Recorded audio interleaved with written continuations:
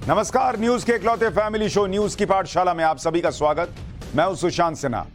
ये वो पाठशाला जहां सबकी क्लास लगती है। सबसे पहले आपको बता देता हूं कि आज पाठशाला में क्या क्या है और कौन कौन सी क्लास लगेगी।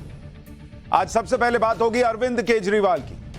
केजरीवाल कैसे तड़प कर रह गए और अमित शाह ने सबके सामने निपटा दिया, आज उसका चैप्टर है। कैसे नवभारत के ऑपरेशन शीश महल का जो खुलासा था वो आज पूरी संसद में गूंजा है, आज उसके बारे में बताऊंगा। अमित शाह ने बताया कि वो कौन सी फाइल्स हैं जिससे केजरीवाल डरते हैं और मणिपुर पर हंगामा करते इंडिया को भी अमित शाह ने कैसे नहीं छोड़ा, आज सबसे पहले इसका चैप्टर होगा। फिर बात होगी नूह हिंसा की। मोनू मानेसर बहाना था, दंगाई भीड़ का असल निशाना कोई और था। नूह हिंसा की वो रिपोर्ट जो सारा एजेंडा ध्वस्त कर देगी, आज उसके बारे में आपको बताऊंगा। इसके अलावा बात होगी आज सीमा हैदर की। न पाकिस्तान न जेल, सीमा तो अब बॉलीवुड जाएगी, हीरोइन बनेगी भाई। पाकिस्तानी सीमा का हीरो अब सचिन नहीं कोई और बनने जा रहा है। और आखिर में आपको वो मंदिर बताऊंगा जहां भगवान श्री कृष्ण का दिल कहा जाता है कि आज भी धड़क रहा है। वो मंदिर जिसमें भगवान श्री कृष्ण के सबसे बड़े राज छिपे हैं, आज उसका चैप्टर भी है। और आखिर में भगवान गणेश की मूर्ति की तरफ पीठ कर कर खड़े हो गए थे क्या पीएम मोदी, इसका फैक्ट चेक करेंगे। लेकिन पाठशाला में पहले दिन भर की बड़ी खबरों का रिवीजन, उसके बाद पहला चैप्टर।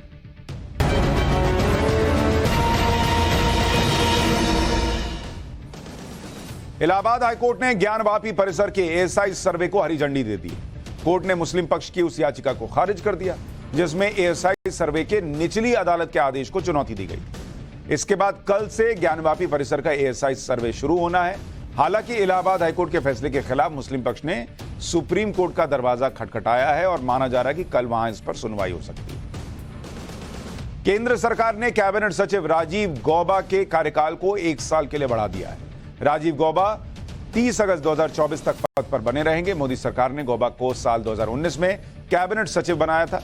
पहले भी उन्हें 2 बार सेवा विस्तार मिल चुका है। इससे पहले राजीव गौबा केंद्रीय गृह सचिव के पद पर थे और उन्हीं की अगुवाई में जम्मू कश्मीर से आर्टिकल 370 हटाने का ड्राफ्ट बनाया गया था।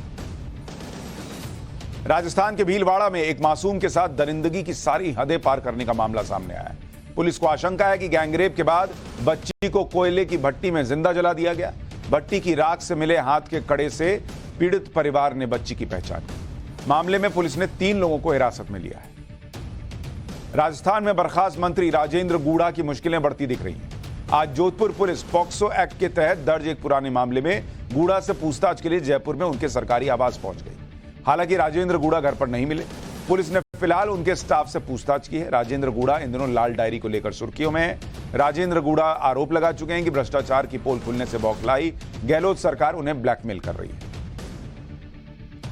बिहार में जातिगत जनगणना कराने के नीतीश सरकार के फैसले को सुप्रीम कोर्ट में चुनौती दी गई है। मंगलवार को ही पटना हाईकोर्ट ने जातिगत जनगणना पर लगी अंतरिम रोक को हटा लिया था, जिसके खिलाफ सुप्रीम कोर्ट में याचिका लगाई गई। हालांकि बिहार सरकार की तरफ से पहले से ही सुप्रीम कोर्ट में कैविएट दाखिल करके यह कहा गया कि उनका पक्ष सुने बिना इस मामले में कोई आदेश पारित न किया जाए। तो ये हो गया दिन भर का रिवीजन। अब पाठशाला की पहली क्लास, जिसमें सबसे पहले अरविंद केजरीवाल की बात। केजरीवाल कैसे तड़प कर रह गए और अमित शाह ने सबके सामने निपटा दिया। नवभारत के शीश महल की गूंज कैसे संसद में सुनाई दी। अमित शाह ने बताया वो कौन सी फाइल है जिससे केजरीवाल डरते हैं और मणिपुर पर हंगामा करते इंडिया को भी अमित शाह ने कैसे नहीं छोड़ा।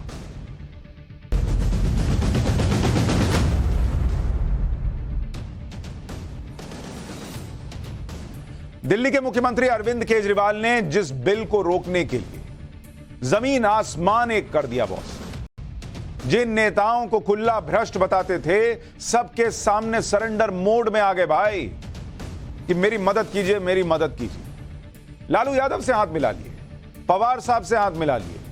कांग्रेस के सामने तो मतलब गिड़गिड़ा ही रहे थे कि किसी तरह से यह बिल रुक जाए।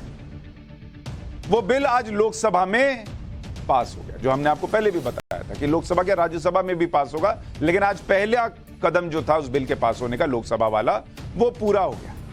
यानी केजरीवाल तिलमिलाते रह गए, तड़पते रह गए। शीश महल में कोई तड़पन चेक करने वाला मीटर लगा होगा तो वो मीटर फूट गया होगा आज। यह हाल होगा केजरीवाल का आज। दिल्ली वाले बिल पर लोकसभा में वोटिंग की नौबत तक नहीं आई, क्योंकि वोटिंग से पहले विपक्ष ने बॉयकॉट कर दिया और ध्वनि मत से बिल पारित हो गया। इसी के साथ आम आदमी पार्टी के लोकसभा में इकलौते सांसद जो हैं, उन्हें भी बाकी बचे सत्र के लिए निलंबित कर दिया गया, क्योंकि आम आदमी पार्टी के सांसद ने बिल के विरोध में वेल में आकर कागज के टुकड़े उछाले लोकसभा स्पीकर की तरफ। केजरीवाल की पार्टी की तिलमिलाहट तो दिखी गई।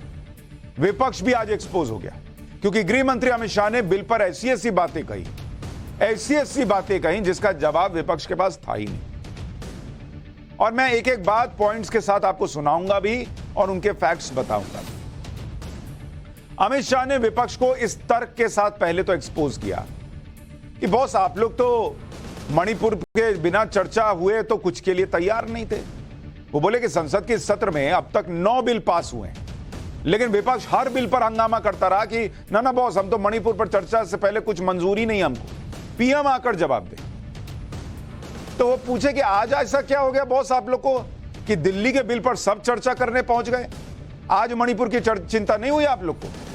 अगर लोकतंत्र की चिंता होती, देश की चिंता होती, तो फिर हर बिल पर चर्चा करते। हर बिल इंपॉर्टेंट नहीं है, वही बिल इंपॉर्टेंट है जो आपके गठबंधन के लिए जरूरी है।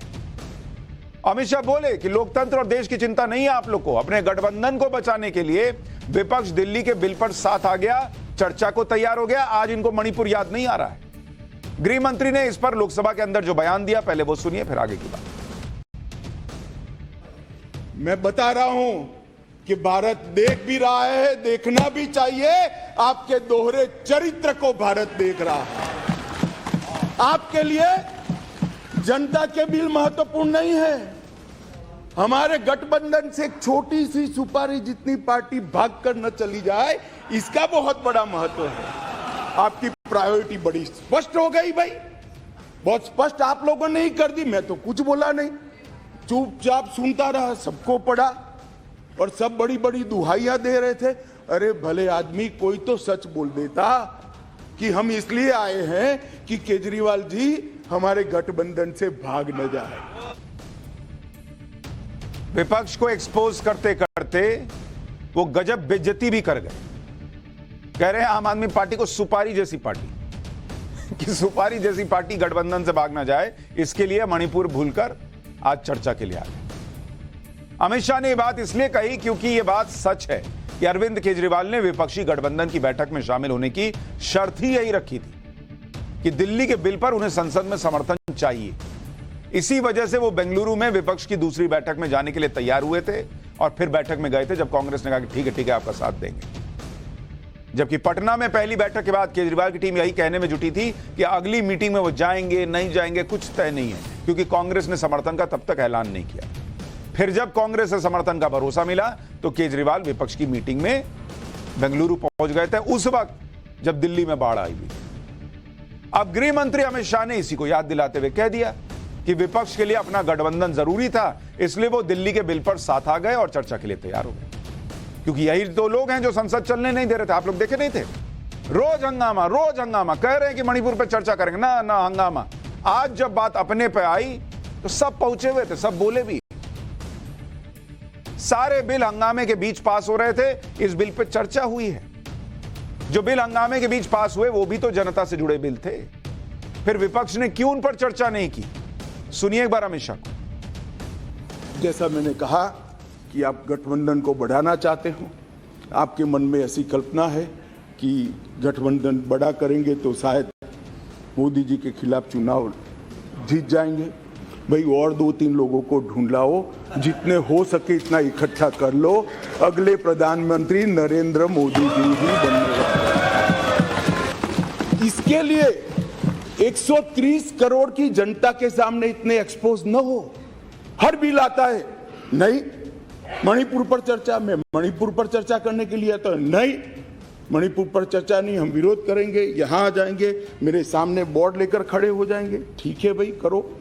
मगर जैसे ही गठबंधन टूटने वाला बिल आया, मणिपुर भी याद नहीं आया, डेमोक्रेसी भी याद नहीं आई, दंगे भी याद नहीं आए। सब इकट्ठा होकर देखो, सामने बैठे सारे इकट्ठा। और 130 करोड़ की जनता को बताते हैं हमें मणिपुर की चिंता नहीं है, हमें चुनाव की चिंता है। यानी अमित शाह आज पूरे कायदे से अरविंद केजरीवाल और इंडिया का जो ये नया गठबंधन बना है, इनके एजेंडे को धो रहे थे। अमित शाह ने इस बात का भी जवाब दिया कि आखिर सुप्रीम कोर्ट के फैसले के बावजूद दिल्ली में ट्रांसफर पोस्टिंग की पावर केजरीवाल से छीनने वाला बिल लाया क्यों गया। अमित शाह का कहना है कि 11 मई को सुप्रीम कोर्ट का फैसला आया और 11 मई को ही दिल्ली सरकार के मंत्री ने अपने सिग्नेचर से यह जारी कर दिया कि सर्विस सचिव की तैनाती के लिए नोट प्रस्तुत किया जाए। सुप्रीम कोर्ट के फैसले के बीच ही दिल्ली में फैसले को अमल में लाया जाने लगा। सोशल मीडिया पर ऐलान कर दिया गया कि दिल्ली के सेवा विभाग के सचिव का ट्रांसफर कर दिया गया है। विजिलेंस के मंत्री ने सभी अधिकारियों को निर्देश दे दिया कि विजिलेंस सचिव को रिपोर्ट ना करें। अभी पूरा जजमेंट भी नहीं आया था, लेकिन केजरीवाल सरकार उसे अमल में लाने में जुट गई। केजरीवाल सरकार पर यही सवाल उठा था कि अगर सर्विस का अधिकार उन्हें मिला तो सबसे पहले उन्हें जनता से जुड़े मुद्दों की चिंता होनी चाहिए। लेकिन केजरीवाल ने सुप्रीम कोर्ट से अधिकार मिलते ही सबसे पहले क्या किया? सबसे पहले विजिलेंस विभाग की चिंता की। वो विजिलेंस विभाग जो करप्शन की जांच करता है, भ्रष्टाचार की जांच करता है, उसे टारगेट किया गया। और इसका कारण यह था कि बहुत सारी संवेदनशील मामलों की फाइलें वहां थी, यह आरोप लगा रहे अमित शाह। और इन्हीं फाइलों में शीश महल की फाइल भी थी, जिसका जिक्र अमित शाह ने आज किया, लोकसभा के अंदर किया, कि अरविंद केजरीवाल किन फाइलों की वजह से सबसे पहले फैसला आया और निर्णय आने लगा कि विजिलेंस में जो है, विजिलेंस विभाग में कोई जो है रिपोर्ट नहीं करेगा सचिव को। सुनिए अमित शाह ने इस बारे में क्या बताया। कौन सी फाइलें थी? कौन सी फाइलें थी? जरा आप ध्यान से सुनना भाई। जिसके बारे में बड़े बड़े आवाज से आर्गुमेंट्स कर रहे थे, उनका एक्ट सुनना। आबकारी घोटाले के संबंधित फाइल, शराब की आबकारी घोटाले की फाइल, न्यायालय द्वारा जो आदेश किया था, इसका ओपिनियन जो देना था, वो फाइल विजिलेंस डिपार्टमेंट में थी, जिसके तहत उनके पूर्व डेप्यूटी चीफ मिनिस्टर जेल में बैठे हैं। अब वो फाइल कैसे इनके हाथ में दे? मुख्यमंत्री के नए बंगले के निर्माण पर अवैध रूप से हुए खर्चे के संबंधित फाइल, जिसमें स्वयं मुख्यमंत्री फंसते हैं। शीश महल की फाइल दिल्ली सरकार द्वारा उनकी पॉलिटिकल पार्टी ने उसके प्रचार के लिए, सरकार के नहीं, पार्टी के प्रचार के लिए 90 करोड़ रुपया खर्च कर दिया। कोर्ट ने ऑर्डर किया कि वो 90 करोड़ रुपया पार्टी के खजाने से दिल्ली सरकार में भरा जाए। इसकी जांच की फाइल भी सतर्कता विभाग में थी। आपको याद होगा कि हमने आपको बताया था कि दिल्ली सचिवालय में विजिलेंस विभाग की फाइलों से छेड़छाड़ का आरोप लगा था। हमने आपको दिल्ली सचिवालय के सीसीटीवी फुटेज भी दिखाए थे, याद है ना? ये वाला हमने दिखाया था। ये सीसीटीवी फुटेज 16 मई की रात का है। तब विजिलेंस विभाग के स्पेशल सेक्रेटरी रहे वाई राजशेखर ने आरोप लगाया था कि दिल्ली सचिवालय में उनके कमरे में आधी रात के बाद कुछ लोग आए और केजरीवाल सरकार के भ्रष्टाचार के मामलों की जांच की फाइलें लेकर गए। ये सीसीटीवी फुटेज दिल्ली सचिवालय के चौथे फ्लोर का। सीसीटीवी फुटेज में दिखा था कि वाई राजशेखर के रूम नंबर 403 में कोई रात को आया और फाइलों को इधर से उधर करता दिखा। और आज अमित शाह यही बता रहे थे कि जनता के मुद्दों वाले डिपार्टमेंट्स को छोड़कर सबसे पहले इन्होंने पावर मिलते विजिलेंस विभाग पर कार्रवाई की। क्यों? क्योंकि इन्हें अपने भ्रष्टाचार, जो आरोप लग रहे हैं भ्रष्टाचार के, उन्हें छुपाने के लिए काम करना था। यह अमित शाह का आरोप लगा। हमने आपको पहले भी बताया था कि कैसे शीश महल की जांच को रोकने के लिए आम आदमी पार्टी हर हथकंडा अपना रही है। सबसे पहले दिल्ली सरकार ने उस विजिलेंस अधिकारी को हटा दिया था जो शीश महल की जांच कर रहा था। दिल्ली सचिवालय में जहां शीश महल की जुड़ी फाइलें रखी थी, उस कमरे में छेड़छाड़ की सीसीटीवी फुटेज आपको दिखाई। शीश महल पर सवालों से बचने के लिए आम आदमी पार्टी ने पंजाब में हमारी टीम को झूठे केस में फंसाया। शीश महल की फाइल बाहर ना आ जाए, इसके लिए अरविंद केजरीवाल अलग अलग राज्य घूमकर विपक्षी नेताओं से केंद्र के बिल के खिलाफ समर्थन मांग रहे थे, ताकि दिल्ली में ट्रांसफर पोस्टिंग का अधिकार उन्हें मिल जाए। दिल्ली के बिल के लिए समर्थन जुटाने के चक्कर में ही अरविंद केजरीवाल 2 बार विपक्ष की बैठक में शामिल हो गए। संसद में किसी तरह बिल रुक जाए, इसके लिए अरविंद केजरीवाल ने कांग्रेस, लालू यादव, शरद पवार तक से हाथ मिला लिया, जिन्हें वो पहले कभी भ्रष्टाचारी बताते थे। इसीलिए अमित शाह ने आज अरविंद केजरीवाल को लेकर कहा कि मामला सिर्फ ट्रांसफर पोस्टिंग का नहीं है, मामला यह है कि दिल्ली में ऐसी पार्टी की सरकार है जिसका मकसद सेवा करना नहीं बल्कि झगड़ना है और जो शीश महल के सच को छुपाना चाहती है। 2015 में यहां स्थिति बदली और यहां एक ऐसे दल की सरकार आई जिसका मकसद, मुझे कोई झिझक नहीं है कहने में, जिसका मकसद सेवा करना है ही नहीं, झगड़ा करना। प्रॉब्लम ट्रांसफर पोस्टिंग के अधिकार का नहीं है, विजिलेंस को कंट्रोल में लेकर बंगला जो बना दिया है इसका सत्य छुपाना है, जो भ्रष्टाचार हो रहा है इसका सत्य छुपाना है। जो लोग दिल्ली के बिल पर नियम कानून की दुहाई दे रहे हैं, विधानसभा के अधिकारों की बात कर रहे हैं, उन्हें यह भी याद दिलाया गया कि दिल्ली को किस तरह से केजरीवाल सरकार चला रही है। अमित शाह ने दावा किया कि देश में ऐसी कोई विधानसभा ही नहीं, ऐसी कोई विधानसभा नहीं देखी जिसके सत्र का कभी अवसान नहीं होता। लेकिन दिल्ली में विधानसभा सत्र का कभी अवसान नहीं होता। जब भी भाषण देना होता है, सत्र बुलाकर भाषण देकर सत्र निलंबित कर देते हैं। 2020 में विधानसभा का एक ही सत्र बुलाया गया, 2021 में भी विधानसभा का एक ही सत्र बुलाया गया, 2022 में अमित शाह का दावा है कि विधानसभा का एक सत्र हुआ और 2023 में भी विधानसभा का एक ही सत्र बुलाया गया और ये सब सत्र बजट के लिए ही बुलाए गए थे। कैबिनेट की मीटिंग तक नहीं बुलाई जाती और इसलिए सवाल उठ रहे हैं कि भाई किस बात की पावर चाहिए इनको, जो पावर है वो तो काम आप करते नहीं और आप कह रहे हो मुझे और पावर चाहिए और पावर चाहिए। जरा इसका भी तो बताओ, कैबिनेट की मीटिंग कितनी बार हुई?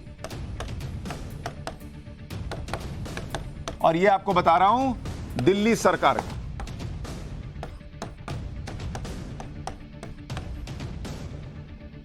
2022 में कितनी कैबिनेट मीटिंग हुई? 6, पूरे साल में सिर्फ 6।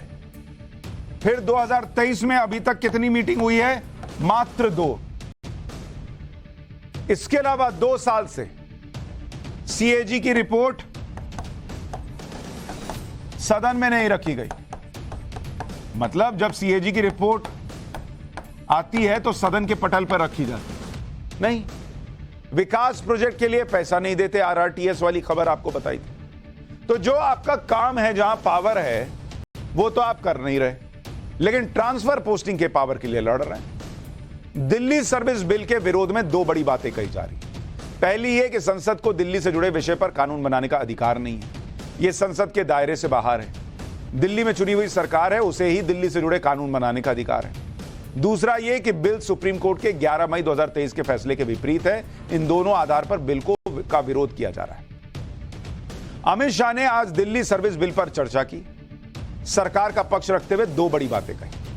उन्होंने कहा कि संसद को दिल्ली से जुड़े मुद्दों पर कानून बनाने का अधिकार है।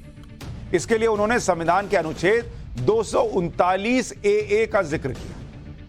दूसरी बात उन्होंने कही कि हमें सुप्रीम कोर्ट के 11 मई 2023 के आदेश का हवाला देते हुए कहा कि सुप्रीम कोर्ट के आदेश में यह लिखा है कि संसद दिल्ली के विषय पर कानून बनाने का अधिकार रखती है।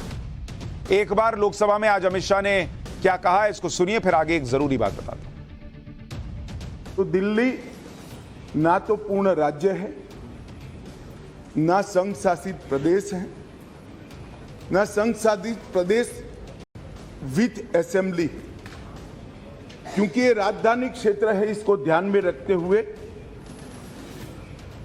239 ए में इसका एक विशेष प्रावधान संविधान के तहत किया गया है। 239 ए 3B बहुत स्पष्ट है। इसके तहत इस संसद को दिल्ली संघ राज्य क्षेत्र या इसके किसी भी भाग के बारे में उससे संबंधित किसी भी विषय पर कानून बनाने का पूर्ण अधिकार प्राप्त है। हालांकि अमित शाह ने आज संसद में केजरीवाल के बंगले का मुद्दा उठाया, आम आदमी पार्टी के भ्रष्टाचार का मुद्दा उठाया, लेकिन अरविंद केजरीवाल के लिए ये सब मुद्दे फालतू हैं। अमित शाह के बयान पर अरविंद केजरीवाल का ट्वीट क्या आया पता है? कि आज लोकसभा में अमित शाह जी को दिल्ली वालों के अधिकार छीनने वाले बिल पर बोलते सुना। बिल का समर्थन करने के लिए उनके पास एक भी वाजिब तर्क नहीं। बस इधर उधर की फालतू की बातें कर रहे थे। 45 करोड़ का शीश महल बना लिए और उस पर सवाल पूछना इनके लिए फालतू बात। हाँ भाई, पब्लिक का पैसा है तो फालतू ही सवाल हो गया। वो भी जानते हैं वो गलत कर रहे हैं। ये बिल दिल्ली के लोगों को गुलाम बनाने वाला बिल है, उन्हें बेबस और लाचार बनाने वाला बिल है। इंडिया ऐसा कभी नहीं होने देगा।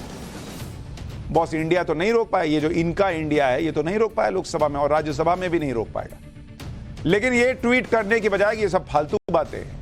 अगर अरविंद केजरीवाल ये बताते कि क्या गलत बोल रहे हैं अमित शाह, तो लोगों को ज्यादा मदद मिलती समझने में।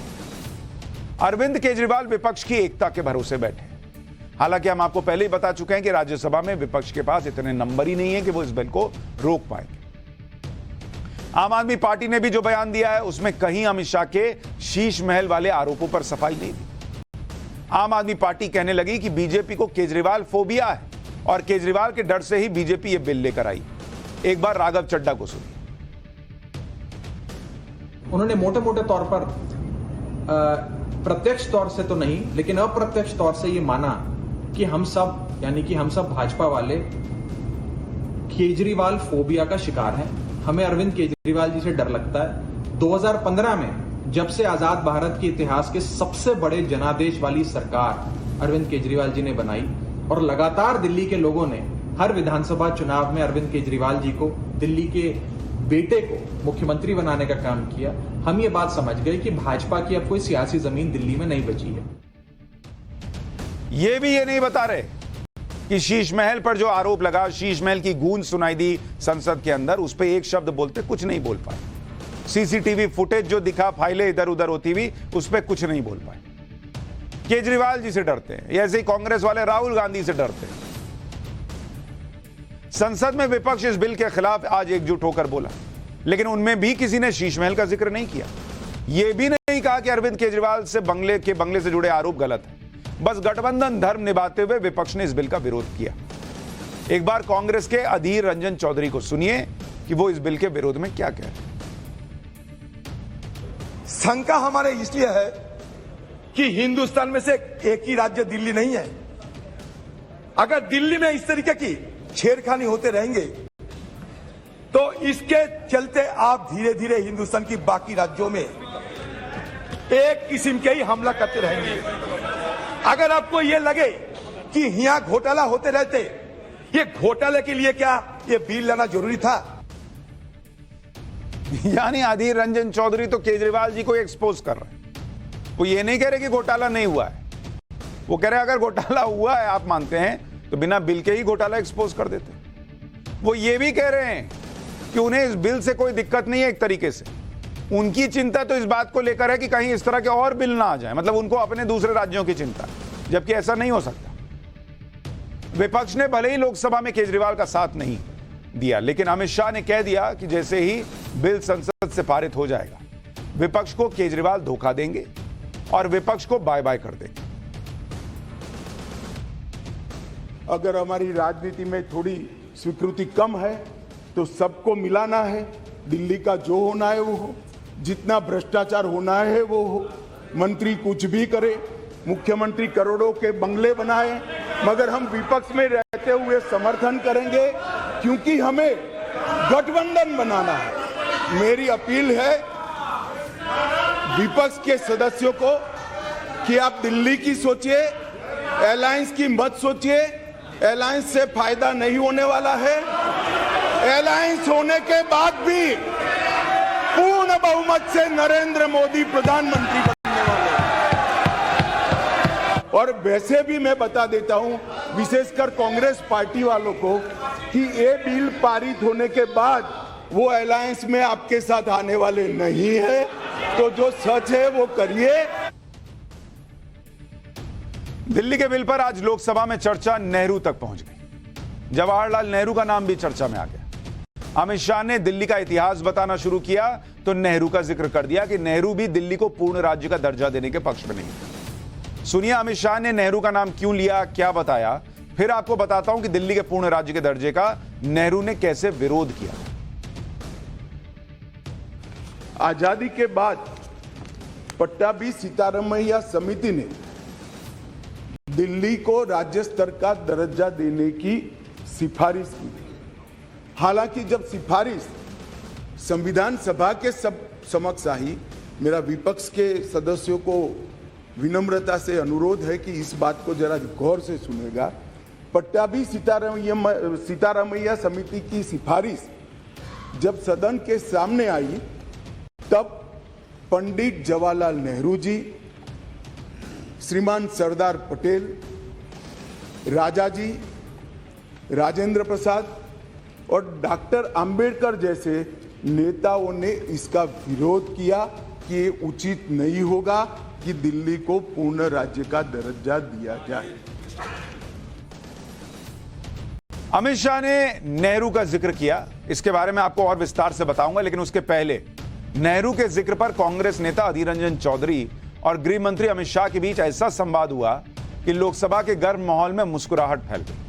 पहले ये जरा दिलचस्प किस्सा सुनिए, फिर उसके बाद मैं हिस्ट्री क्या है वो भी बताता हूं। सर आज जब सदन में आए, विषय पे बोले सर विषय में क्या अमित शाह जी बोल रहे थे? सर आज जब सदन में आए तो अच्छा लग रहे थे कि हमारे अमित शाह जी बार बार जवाहरलाल नेहरू जी को और कांग्रेस पार्टी को तारीफ कर रहे थे। मैंने सोचा क्या देख रहे हैं भाई, ये दिन है या रात है। मैं तो सोचा कि दौड़ के जाए और अमित शाह के मुंह में शक्कर शहद डाले, क्योंकि अमित शाह की मुंह से नेहरू जी की तारीफ, कांग्रेस की तारीफ बकाई, ये मेरे लिए बड़ा अच्छा लगे। लेकिन कुछ ही समय बाद ये पता चले कि पंडित जी नहीं अध्यक्ष जी, जिनको मैंने पंडित नेहरू जी ने तारीफ नहीं करी है, मैंने जो पंडित नेहरू जी ने कहा वो कोट अनकोट कहा है, उसको तारीफ मानना है तो मुझे कोई आपत्ति नहीं है। सर एक ही बात कहना चाहते हैं कि मान्यवर इधर उधर की बात ना कर, बता कफिला कैसे लूटा। मैं ये कहना चाहते हैं आपको जब जरूरत पड़ते हैं तब नेहरू जी को सहारा लेने पड़ते। लेकिन जहां तक दिल्ली को लेकर नेहरू जी की राय की बात है, तो हम आपको इसकी हिस्ट्री क्लास भी में लेकर चलते हैं और बताते कि हुआ क्या था। दिल्ली को राज्य का दर्जा देने की चर्चा संविधान सभा में हुई थी। 1 अगस्त 1949 को संविधान सभा में चर्चा के दौरान जवाहरलाल नेहरू ने क्या कहा था वो आपको बताता हूं। नेहरू ने कहा था कि दिल्ली इस सदन के लिए जरूरी है, इसलिए 2 साल पहले दिल्ली के अधिकारों के लिए एक कमेटी बनाई गई थी। लेकिन जब से वो कमेटी बनी है तब से लेकर अब तक दुनिया बदल गई है, भारत बदल गया है और दिल्ली बदल गई है। इसलिए कमेटी के सुझावों को स्वीकार करना सच से दूर भागने जैसा होगा। दिल्ली की स्थिति एक रुकी हुई स्थिति नहीं है, दिल्ली की स्थिति लगातार बदलती रहती है। अगर दिल्ली के लिए संविधान में कोई क्लॉज लाते हैं तो उससे दिल्ली स्थिर यानी जड़ हो जाएगी। इसलिए ऐसे तरीके बेहतर हैं जो भविष्य में बदलाव लाने में सक्षम हो। इस वजह से दिल्ली के लिए संविधान में कोई फिक्स प्रावधान जोड़ने से बेहतर है कि संसद इस पर कानून बनाए। यह है वो बात जो जवाहरलाल नेहरू ने कही थी और इसी का जिक्र अमित शाह कर रहे थे। लेकिन लोकसभा में वो बिल पास हो चुका है, अब राज्यसभा में भी पास होगा और उसके बाद क्या अमित शाह की भविष्यवाणी सच होगी कि अरविंद केजरीवाल इंडिया को टाटा बाय बाय करेंगे, ये भी आपको बताएंगे। लेकिन और सचिन आर्थिक संकट से गुजर रहे हैं, ये सबको पता है। घर का खर्च तक चलाने के लिए पैसे नहीं। अब सीमा को फिल्म में रोल मिल गया है, सीमा सचिन को नौकरी का ऑफर भी मिल गया है, एक बड़े बिजनेसमैन ने मदद का ऑफर दिया है। इसे कहते हैं किस्मत का फेर। कल तक सीमा और सचिन पैसों के लिए तरस रहे थे, आज सीमा फिल्मी दुनिया के सपनों में खोई हुई। लोग कह रहे थे कि ये पाकिस्तान से आई है, ये जासूस है, एक्टिंग कर रही है प्रेम का। अब पता चल रहा है वो 70 mm के पर्दे पर एक्टिंग करती दिखाई देगी। सीमा ये हीरोइन बनने का सपना इसलिए देख रही है क्योंकि फिल्म प्रोड्यूसर अमित जानी ने सीमा को अपनी फिल्म में एक रोल का ऑफर दिया है। फिल्म के बारे में बताने के लिए अमित जानी ने सीमा हैदर से रबुपुरा में मुलाकात की। प्रोड्यूसर अमित जानी अपनी टीम के साथ सीमा के घर गए, पहले सीमा को शॉल पहनाया और उसके बाद सीमा का ऑडिशन भी लिया। मतलब वो कैमरे के सामने नहीं रिकॉर्ड करते कि तो जरा 2-4 डायलॉग बोल के दिखाओ, सीमा ने बाकायदा एक्टिंग की। अमित जानी जो फिल्म बना रहे हैं उसका नाम है अ टेलर मर्डर स्टोरी, इसके बारे में भी बताऊंगा। लेकिन सीमा का ऑडिशन लेने के बाद अमित जानी ने क्या कहा, कैसे सीमा इस रोल के लिए परफेक्ट है, वो भी अपने आप में हैरान करने वाला है। क्योंकि अचानक किसी को सीमा में हीरोइन दिख गई। सीमा ने भारत आने के बाद कई बार यह कहा कि वो बॉलीवुड में काम करना चाहती है। सीमा ने कहा था कि वो सोशल मीडिया पर अपने वीडियो पोस्ट करती रहती है, जिसे लोग भी काफी पसंद करते हैं। अमित जानी की फिल्म में रोल के ऑफर के बाद सीमा को अपना सपना साकार होने की उम्मीद जगी। तो ये बहुत तारीफ करते थे मेरी कि तुम बच्चों की माँ नहीं लगती, मतलब इस तरह की बहुत तारीफ, क्योंकि मैं टिकटॉक वगैरह बनाती थी, इनको दिखाती थी डांस वगैरह की वीडियोस, तो ये बहुत तारीफ करते थे मेरे। तो पहले सचिन जी तारीफ करते थे, अब फिल्म बनाने वाले भी तारीफ कर रहे हैं। अ टेलर मर्डर स्टोरी फिल्म में सीमा का रोल क्या होगा, फिल्म का सब्जेक्ट क्या है, उसकी डिटेल बड़ी इंटरेस्टिंग। ये जो फिल्म बनने की बात है, a tailor murder story, Kanhaiya Lal के मर्डर पर आधारित है। टेलर कन्हैया लाल की उदयपुर में उनकी दुकान में हत्या कर दी गई थी, आपको याद होगा, वो सर तन से जुदा के नारे जब लग रहे थे। फिल्म में सीमा का रोल एक अंडरकवर एजेंट का होगा। सीमा पाकिस्तान में अंडरकवर रहकर जासूसी करने का रोल करेगी। सीमा का कैरेक्टर पाकिस्तान के कराची और लाहौर से जानकारी भेजेगा। यानी सीमा पर जो जासूसी करने और एजेंट होने के आरोप लग रहे हैं, फिल्मी पर्दे पर सीमा को वैसा ही कैरेक्टर ऑफर किया गया है। फर्क बस इतना होगा कि फिल्म में सीमा भारत की जासूस होगी। फिल्म के प्रोड्यूसर कह रहे हैं कि सीमा इस रोल में धमाका कर देगी। मैंने फिल्म के बारे में बताया, स्क्रिप्ट के बारे में बताया कि हमारी मूवी जो है कन्हैया लाल साहू जी जो हत्या हुई थी उदयपुर में, उस पर आधारित है। और ये हमारी पूरी स्टोरी है। इसमें इन लोगों का रोल रहेगा। एक रोल है एक अंडरकवर एजेंट का, जो पाकिस्तान में है और पाकिस्तान में रह के जो जासूसी कर रही है। तो उसने बहुत गौर से सुना, जैसे मतलब वो ऑब्जर्व कर रही हो, कम बोली ज़्यादा सुनती रही। तो फिर उसने कहा इसके लिए तो मैं तैयार हूँ, बिल्कुल एकदम परफेक्ट रोल है। मैंने कहा वैसे भी आपको जो है रियल लाइफ में एजेंट ही बताया जा रहा है और हम भी आपको एजेंट का रोल दे रहे हैं, तो आप उससे अनकम्फर्ट तो नहीं? बोले नहीं मैं करना चाहती हूँ। सीमा को फिल्म में काम करने के अलावा भी कई और ऑफर मिल रहे हैं, आपको वो भी बताऊंगा। लेकिन पहले ये देखिए कि फिल्म का ऑफर मिलने पर सीमा कितनी खुश है। सीमा ने फिल्म का ऑफर स्वीकार भी कर लिया है। हालांकि सीमा खुद को क्लीन चिट मिलने के बाद फिल्म में काम करने की बात कह रही है। ऑफर दी गई है जानी साहब की टेलर मर्डर स्टोरी, तो आई थिंक अगर क्लीन चिट मिल जाते, सब कुछ क्लियर आ जाता है, तो आई थिंक मैं करूँगी। मेरी शायद मेरा मतलब हमारी सपोर्ट हो जाएगी, तो आई थिंक मैं करूँगी। यानी सीमा हीरोइन बनने के लिए तैयार भी है, लेकिन सवाल यह है कि सीमा की तो जांच चल रही है और ऐसे हालात में वो फिल्म में काम कैसे कर पाएगी। आप देखिए कि सीमा पर पाकिस्तानी जासूस होने का शक लगातार बना हुआ है। सीमा ने अवैध तरीके से भारत में एंट्री की थी, दस्तावेजों की जांच चल रही है, कई एंगल से सीमा की जांच चल रही है और यह जांच कोई 1-2 दिन में तो खत्म नहीं हो जाएगी। तो क्या सीमा फिल्म करने के लिए इतना इंतजार करेगी? ऐसे में सीमा किसी फिल्म में कैसे काम कर पाएगी? और अगर कल को सीमा को वापस पाकिस्तान भेज दिया गया तो क्या होगा? इस पर प्रोड्यूसर क्या कह रहे हैं वो भी सुनिए। अवैध तरीके से आने का समर्थन हम नहीं कर रहे हैं। हमने उस समय विरोध किया था जब वो आई थी अवैध तरीके से, हमने भी शंका जाहिर की थी भारतीय होने के नाते कि गलत है। लेकिन अभी फिलहाल जब हम कास्टिंग कर रहे थे तो हमें लगा कि हमारी जो मूवी है ए टेलर मर्डर स्टोरी, उसमें पाकिस्तान का के इर्द गिर्द घूमती है, वो कराची लाहौर के सीन है, तो हमें लगा कि ये अच्छा कर सकती है। शायद हम फिल्म के दृष्टिकोण से अगर देखें, उसके अंदर एक्टिंग का स्किल है, ऑडिशन हुआ है, परफेक्ट है, रोल मिलेगा तो बम्पर धमाल मचाएगी। यही सीमा और सचिन कुछ दिन पहले तक पाई पाई के मोहताज थे। सीमा की जांच की वजह से सचिन और उनके पिता का काम पर जाना नहीं हो पा रहा था, लेकिन अब सीमा को फिल्म में रोल मिल गया है। इस फिल्म में रोल ऑफर होने के अलावा अमित जानी ने सीमा और सचिन को एक और ऑफर दिया है। फिल्म के प्रोड्यूसर ने सीमा और सचिन को अपने प्रोडक्शन हाउस में काम करने का भी ऑफर दिया। सचिन और सीमा चाहें तो प्रोडक्शन हाउस में सैलरी पर भी काम कर सकते हैं। इससे सीमा के साथ सचिन के परिवार की आर्थिक हालत सुधर सकती है। फिल्म और प्रोडक्शन हाउस में काम के अलावा सीमा को एक बिजनेसमैन ने भी नौकरी का ऑफर दिया है। नौकरी भी ऐसी वैसी नहीं, बल्कि अच्छी खासी सैलरी वाली नौकरी का ऑफर मिला। सोमवार को सचिन के घर एक गुमनाम पत्र आया। दावा है कि पत्र गुजरात के एक बिजनेसमैन ने भेजा। 3 पेज के इस लेटर में सीमा और सचिन के लिए गुजरात में नौकरी का ऑफर था। सीमा और सचिन को वहां नौकरी करने पर 50-50 हजार की सैलरी मिलने की बात लिखी।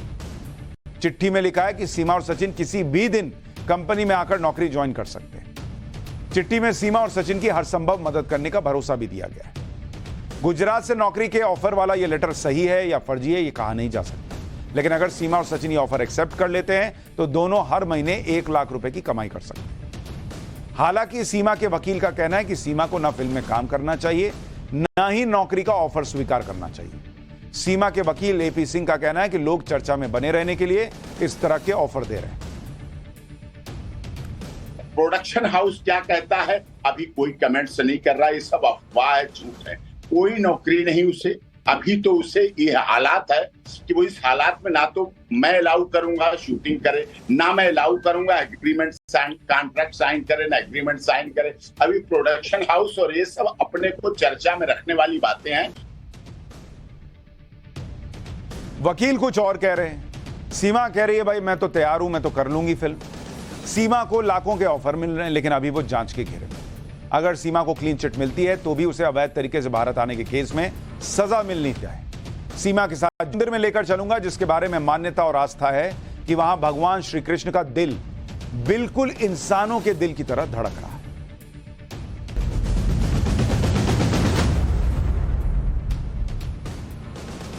सनातन धर्म में सबसे बड़ी पौराणिक मान्यता यह है कि भगवान सच्चे भक्त के हृदय में बसते हैं। लेकिन आज मैं जिस धड़कते दिल की बात कर रहा हूं वो किसी इंसान का नहीं बल्कि स्वयं भगवान का दिल है। बहुत लोगों को तो विश्वास ही नहीं होगा कि भगवान का दिल यहां दुनिया में कैसे मौजूद हो सकता है, लेकिन मान्यता है, ऐसी मान्यता है कि भगवान श्री कृष्ण का दिल आज भी सामान्य मनुष्य का जैसा दिल होता है, उसी सामान्य मनुष्य की तरह जगन्नाथपुरी के मंदिर में रखी मूर्ति में धड़क रहा है। पुरी मंदिर में भगवान जगन्नाथ, उनके बड़े भाई बलभद्र यानी बलराम और बहन सुभद्रा जी की मूर्तियां हैं। इन मूर्तियों से जुड़ी यह मान्यता है कि यहां भगवान कृष्ण का दिल मौजूद है। इसे ब्रह्म पदार्थ भी कहा जाता है। बहुत से लोगों को इस बात पर भरोसा नहीं हो रहा हो। कुछ लोग इसे आस्था और मान्यता से जुड़ा विषय मानते हैं, लेकिन यह आस्था और मान्यता से ज्यादा उन लोगों की गवाही मायने रखती है जिन्होंने भगवान कृष्ण के धड़कते दिल को अपने हाथों से छूकर महसूस करने का दावा किया है। और सबसे बड़ा सबूत तो यह है कि हर 12 साल में जब इन मूर्तियों को बदला जाता है तो पूरे शहर की लाइट बंद कर दी जाती है। इससे जुड़ा फैक्ट भी आपको आगे बताऊंगा कि ऐसा क्यों होता है कि मूर्ति बदलनी है तो पूरे शहर की बिजली काट दी जाती है, पूरा अंधेरा कर दिया जाता है। लेकिन भगवान के धड़कते दिल से जुड़ा यह एक ऐसा रहस्य है जो पिछले 5000 साल से चला आ रहा है। हो सकता है आप में से बहुत से लोग भगवान कृष्ण से जुड़े इस रहस्य के बारे में सुन चुके हों या पढ़ चुके हों, लेकिन देश के बहुत से युवाओं को इसके बारे में कोई जानकारी नहीं कि जगन्नाथपुरी के इस मंदिर में भगवान कृष्ण का दिल धड़क रहा है। आज तक कोई इंसान इस बात को खारिज करने की ना तो हिम्मत कर पाया है और ना ही कोई सॉलिड प्रूफ दे पाया। सबसे पहले आपको इससे जुड़ी पौराणिक कहानी के बारे में बताता हूं। ये तो हम सब जानते हैं कि द्वापर युग में भगवान विष्णु ने मनुष्य अवतार लेकर कृष्ण के रूप में जन्म लिया। महाभारत युद्ध के 36 साल बाद अपना शरीर त्याग कर दिया था। ऐसी मान्यता है कि सोमनाथ में एक बहेलिये ने गलती से भगवान कृष्ण पर तीर चला दिया था, जिससे उनकी मृत्यु हो गई। मृत्यु के बाद भगवान श्री कृष्ण का अंतिम संस्कार किया गया और शरीर पंच तत्व में विलीन हो गया। लेकिन भगवान श्री कृष्ण का दिल अग्नि में नहीं जला और मान्यता है कि धड़कता रहा। बाद में इस दिल को सोमनाथ के समंदर में प्रवाहित कर दिया गया। जल में प्रवाहित श्री कृष्ण के हृदय ने एक लट्ठे यानी लकड़ी के आकार का रूप ले लिया और पानी में बहते बहते उड़ीसा के समुद्र तट पर पहुंच गया। तब श्री कृष्ण ने उड़ीसा के राजा इंद्रद्युम्न को सपने में इस पूरी घटना के बारे में बताया। इस लट्ठे से भगवान जगन्नाथ, भाई बलभद्र और बहन सुभद्रा जी की मूर्ति का निर्माण हुआ।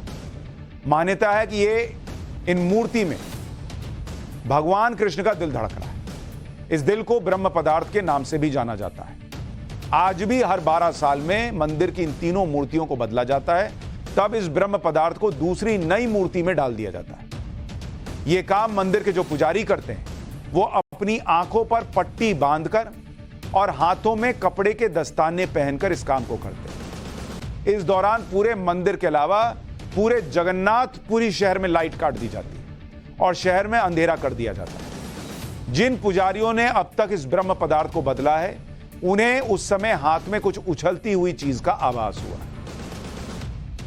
कई पुजारियों को ऐसा भी लगा कि हाथ में कोई खरगोश जैसी आकृति उछल रही है। हालांकि किसी भी पुजारी ने आज तक इस चीज को अपनी आंखों से देखा नहीं, क्योंकि इस पूरी प्रक्रिया को न देखने की मान्यता है।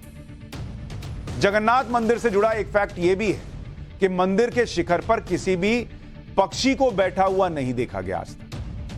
भाई आमतौर पर मंदिर और दूसरे धार्मिक स्थलों के आसपास पक्षी बैठते ही हैं, लेकिन इस मंदिर के ऊपर से कोई पक्षी बैठा हुआ नहीं देखा किसी ने।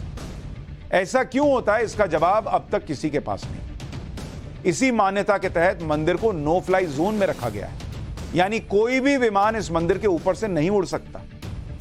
इस मंदिर का दूसरा रहस्य यह भी है कि इस मंदिर में प्रवेश करते हुए जब सिंह द्वार के पास खड़े होते हैं तो समंदर की लहरों की तेज आवाज सुनाई देती है, लेकिन जैसे ही सिंह द्वार को पार करके मंदिर के अंदर प्रवेश करते हैं तो लहरों की आवाज सुनाई नहीं देती। यह कोई वास्तु या शिल्पकारी से जुड़ा विषय हो सकता है, लेकिन अभी तक कोई पुख्ता प्रमाण भी नहीं दे पाया कि ऐसा क्यों होता है। भगवान जगन्नाथ के मंदिर में ऐसे ऐसे चमत्कार हैं जिनका जवाब विज्ञान के पास भी नहीं, और इसीलिए इन सवालों के जवाब अभी भी ढूंढे जा रहे हैं। अब आपको इस मंदिर के शिखर पर लगे ध्वज को लेकर एक रोचक तथ्य बताता हूं। आपको जानकर हैरानी होगी कि यह झंडा हवा के विपरीत दिशा में लहराता है। यानी हवा अगर पूरब की तरफ चल रही है तो लोग कहते हैं कि झंडा पश्चिम की दिशा की तरफ लहराता है। इसके अलावा इस मंदिर के ध्वज को रोजाना बदला जाता है। मंदिर के कर्मचारी बड़ी मेहनत से इस मंदिर के शिखर पर चढ़ते हैं और मंदिर पर लगे ध्वज को उतारकर नीचे लाते हैं। मंदिर का यह शिखर करीब 200 फीट यानी करीब 10 मंजिल ऊंचा है और इस पर लगे ध्वज को हर दिन शाम को 4 से 5 बजे के बीच बदला जाता है।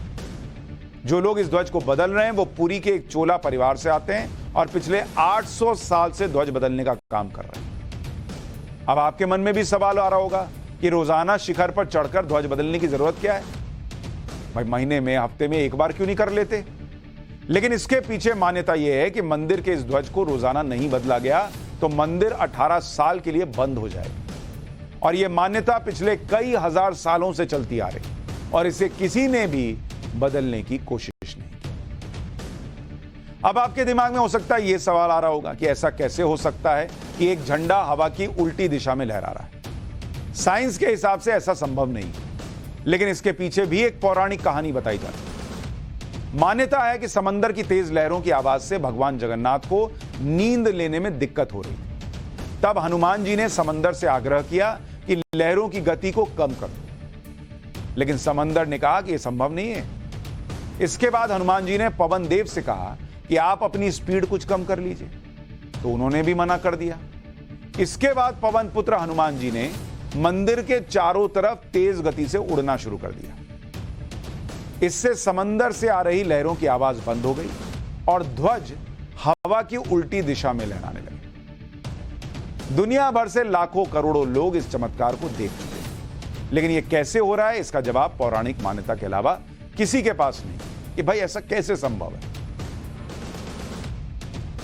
सनातन धर्म में ऐसे कई रहस्य हैं जिनके जवाब किसी के पास नहीं। जिस तरह विज्ञान के पास जगन्नाथपुरी मंदिर से जुड़े रहस्यों का जवाब नहीं है, उसी तरह वृंदावन में स्थित निधि वन के रंग महल का रहस्य आज भी कोई नहीं बता पाता। मान्यता है कि रंग महल मंदिर में भगवान कृष्ण हर रात्रि को विश्राम करने आते हैं। भगवान के विश्राम के लिए बकायदा पूरा बिस्तर लगाया जाता है और भोग के लिए कुछ मिठाइयां भी रखी जाती हैं। लेकिन जैसे ही इस मंदिर को सुबह खोला जाता है तो बिस्तर बिखरा हुआ मिलता है।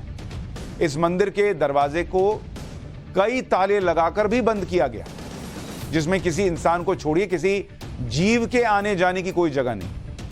इसके बाद भी रहस्य आज तक नहीं खुल पाया कि ऐसा कैसे हो रहा है। लेकिन ये सारी चीजें हो रही हैं, लगातार हो रही हैं। और अगर आप उस तस्वीर को देखें जो जगन्नाथपुरी के मंदिर की तस्वीर है, आप देखिए इतना भव्य है, इतना दिव्य है। और कई बार जब लोग सनातन की बात करते हैं, कई लोग जाते हैं दर्शन के लिए, लेकिन युवाओं को लगता है यार हम जाके क्या ही करें। सनातन की जो ताकत है सनातन के बारे में जो बातें हैं वो अगर आप जानना चाहते हैं, समझना चाहते हैं, तो इन जगहों पर जाइए। जैसे हमने आपको चोल राजाओं का इतिहास बताया। चोल राजाओं ने इतना काम किया है और ऐसा अद्भुत काम किया है जिसके बारे में लोगों को पता नहीं था। पाठशाला में जब हमने चोल राजाओं के बारे में बताया तो लोगों को पता चला, और उसके बाद कई लोग जो है वो दक्षिण में उनके बनाए उन अद्भुत मंदिरों को देखने के लिए गए कि भाई ये कैसी वास्तुकला है। वैसे ही किसी को नहीं पता, अब आप जाएंगे तो वहां भगवान कृष्ण का दिल धड़क रहा है या नहीं धड़क रहा है किसी को पता नहीं चलेगा, लेकिन जाइए, वहां जो अनुभूति मिलेगी उसे अनुभव करने की कोशिश कीजिए।